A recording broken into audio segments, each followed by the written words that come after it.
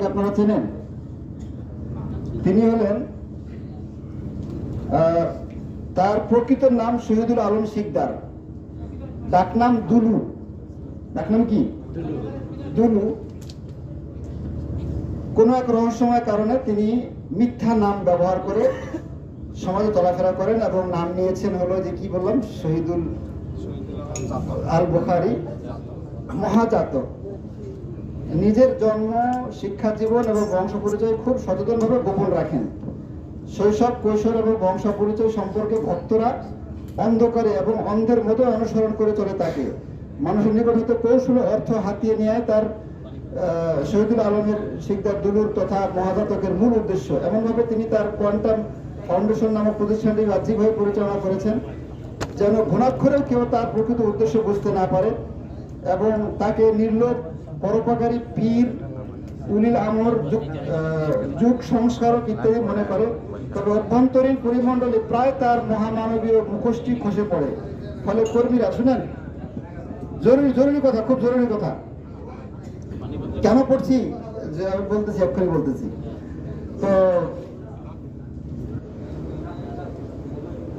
তার কোনো আকীদা নাই, তার কোনো ধর্মীয় কোনো শিক্ষা নাই। সে মনে করে যে ব্যায়ামের মাধ্যমে, কোয়ান্টাম মেথড আছে না, কোয়ান্টাম মেথড, ব্যায়ামের মাধ্যমে, শরীর চর্চার মাধ্যমে সে আল্লাহর সন্তুষ্টি পেয়ে যাবে। কথা বলছেন? এবং এর মাধ্যমেই মনের শান্তি, শরীরের শান্তি এবং আল্লাহকে পেয়ে যাবে। তো মোট কথা এক প্রকার নাস্তিক টাইপের লোক আর কি, এক প্রকার নাস্তিক টাইপের লোক। সে যদি আপনাদেরকে কোনো একটা বই পড়তে দেয়, পড়বেন তার লেখা বই? অথচ এই যে দেখেন, এই বইটা সে লিখে আপনাদের মসজিদে ঢোকায় রাখছে। এবারে কে আনছে এখানে? এটা কি আনছে? যে আনছেন আল্লাহর ওয়াস্তে যদি ধরা পড়েন 20 বছর জেল হবে। 20 বছর আগে থেকে ছিল না, এটা কেউ আনছে।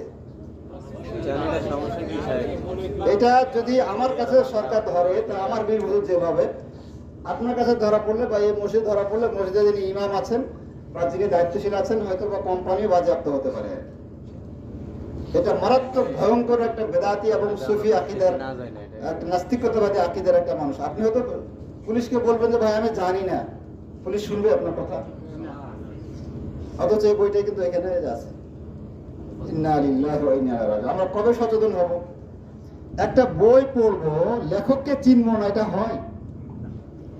এত